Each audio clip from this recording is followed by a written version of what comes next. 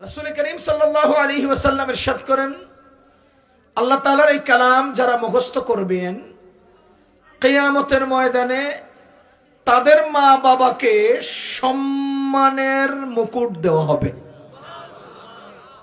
মা বাবা চাইলে তো তারা অন্যদিকেও পাঠাতে পারত, মা বাবা চাইলে তো তাকে অন্য কিছু শিখাতে পারত।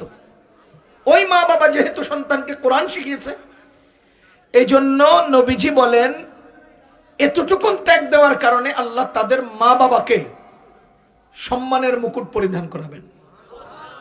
আমরা আজকে যে পাগড়ি পরালাম, পাগড়ির রং কেমন?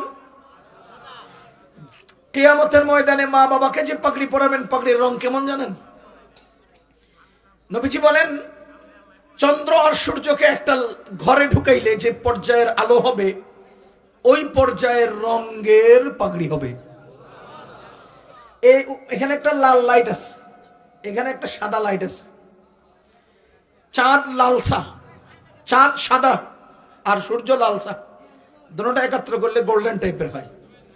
আল্লাহ তাআলা এই রঙের উজ্জ্বল পাগড়ি এবং মুকুট পরিধান করাবেন কাকে? কোরআনের হাফেজদের মা বাবাকে।